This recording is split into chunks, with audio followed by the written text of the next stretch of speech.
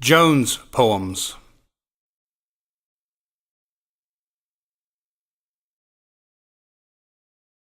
Nests.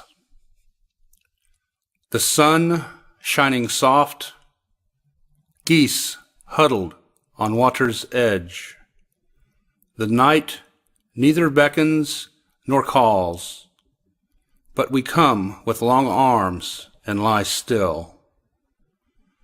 The sun again rises. Long shadows fill our senses. The fish come to the net.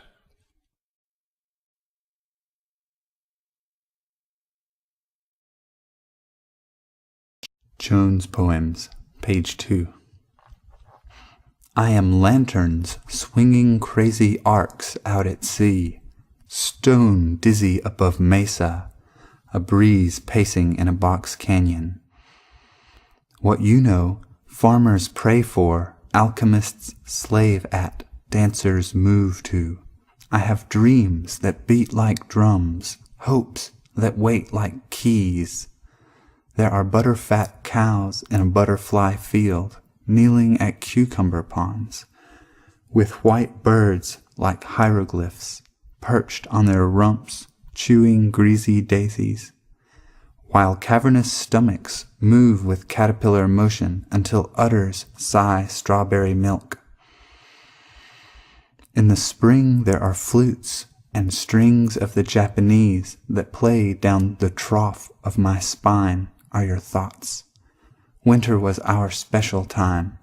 When the robins leave, the grass turns brown, the trees drink deep and sleep, giving us an orange goodbye. Cows huddle and steam in the frosted fields, chewing pumpkin vines that sweetens buttermilk and blueberry pies. When ducks flee south before the diamond night sets in, then your words fall into my mouth and melt there.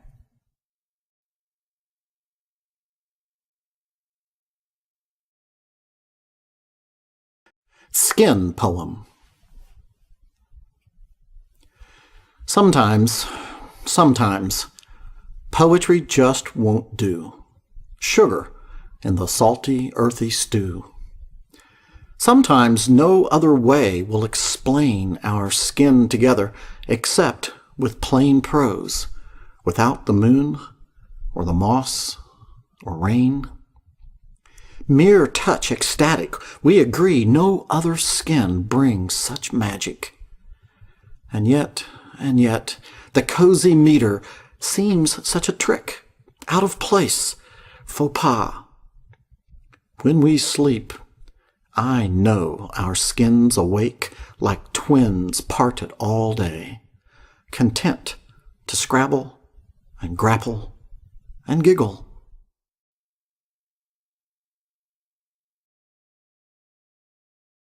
Jones Poem, number 2. When and how to know the sea would stretch to the mountains, the reflectors on the road raised like braille so I might find you. Orange roofs with cable in 31 flavors, milling room bus station with clock face waiting. And how to remember the first night when we, at long last, fell into bed above the tugboat river. Without love, without the art of love, without art, without the love of art, there are no harbors without shoals, or paths worth repeating, only a frame to form within time.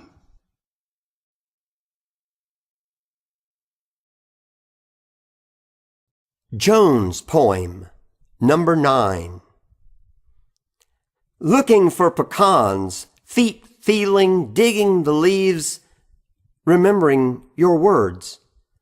What you miss on the way going, you'll find on the way back. Remembering the salty whispers on the tugboat river, remembering with no time left for the love of art, just existing, one drink after another, 12 years reduced to 3 lines, looking between the beer cans to see what time it is, too late to go to work, remembering the only path worth repeating discovering pecans all the way back.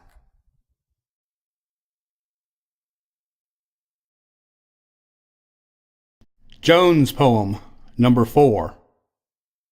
When the soft rain comes, that weeping sound, trees watering ground, I wonder at my own meager emotion, collection of wanderings and boundaries, short history of lonely bed, where the heart rumbles like thunder across grasslands, wanting to form freshets for the veins, but futile, empty, knowing nothing of oceans. Current menu.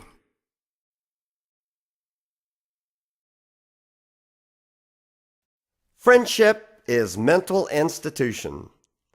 Loved all the good times, comma, Bob. I worked and he played until the punch card boss laid me out, leaving me like Lita bleeding between the legs and ears, demanding me to take it on the chin. Rent, food, gas, beer, cigarettes, 5 knuckles on a heavy hand. We were front way, footloose coal mine canaries, peddling the back streets to avoid oblivion, equating high-term, low-yield cool with no stress, Malta-B complex vitamins, or an ounce of lumbo in the back pocket on a semi-serious racing Grand Prix, stopping in green parks to piss or shit or smoke a J or contemplate a navel. And in contemplation, diddled mentally the tight-titted, broad-ass junior weight nymphs that walked by in painted blue jeans, only to be carried off after talking incoherently, obscenely, staggering unshaven, caught by the sirens of the manicured zoo. The best tire tubes of our lives were pitted and glared neurotically at the potholes, stretching themselves one more time through glass-sharded streets, looking for clean asphalt. In the flowering spring, we strode off valiantly, he tilting his cool-ray glasses, black and white hair, following raven-haired university chicks with jewels in their navels. I watched old ladies zip by in cars and trucks, looking for balls, while Xerox side streets of acid aurora borealis bounced off every sewer tap that ran across the street.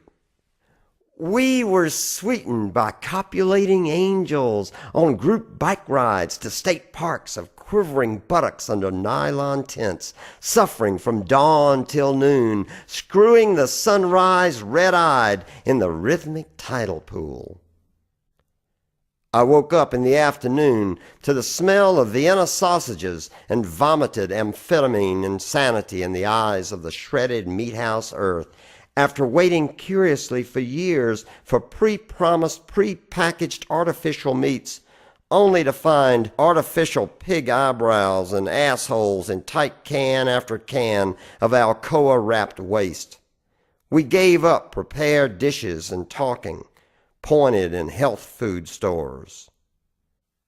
We lived in transit, eating out, rode the town and the alleys, goofing on the sidewalks and the shortcuts, looking for all-day piecemeal stories, listening to the bartender telling gravity jokes as we slipped the noose over his neck and eyed the trap door, watching in pure stoned amazement as the sociologists from the universities of Boston discovered 1780 formaldehyde Charleston.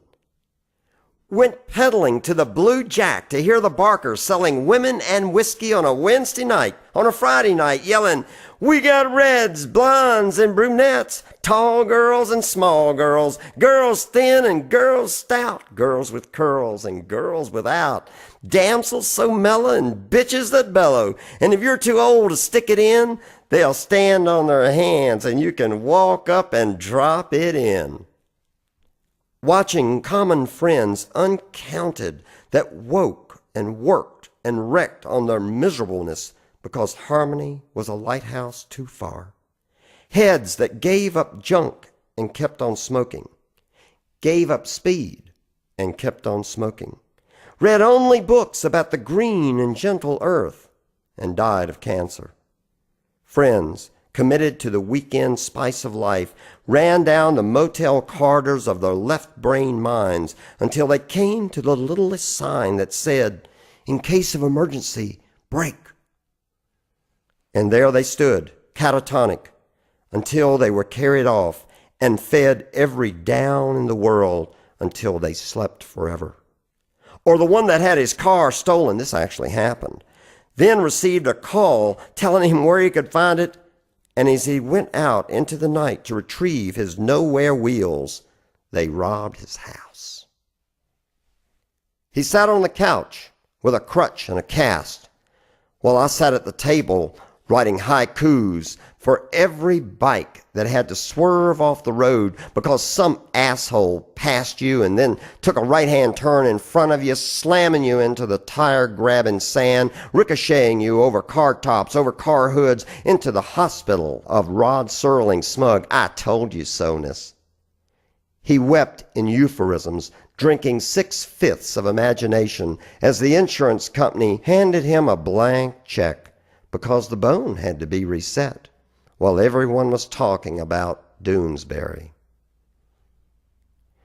We wandered around for 20 days and 20 nights, eating Thorazine standing up, positive that nothing was wrong, nowhere, no how, reading everything Clavel ever wrote, eating words like garbanzo beans, pork and beans, in the stark contrast of the early morning armchair. Then, in the yellow full moon of a summer high tide, he chipped off 85% of his cast in anticipation, went out and hobbled through 10 erratic gears singing "Swish" and humming fresh lubricant. We reappeared in the morning in cutoffs and full regalia, $2 and change, spent the weeks making love to wet concrete till the new moon in a harbor town, with the steam rising and the fog layered like pancakes, rode silent motion on into State Street on the impulse of early morning Galactica. I became the tow truck for broken down bikes after telling my friends to call anytime, and they called at all hours of the nicotine night. "My wheel came off on Lockwood, and I'm calling from..." "My seat fell off at Broad, and I'm calling from..." Or, "Wow, I'm glad you're home. I've called everyone I know, and no one's home at 4:14 in the morning, stuck, red light August." Ah, Larry, the world is so absurd. You used to know that, and that knowledge was the common bond. But knowledge is only an artificial happiness and worry.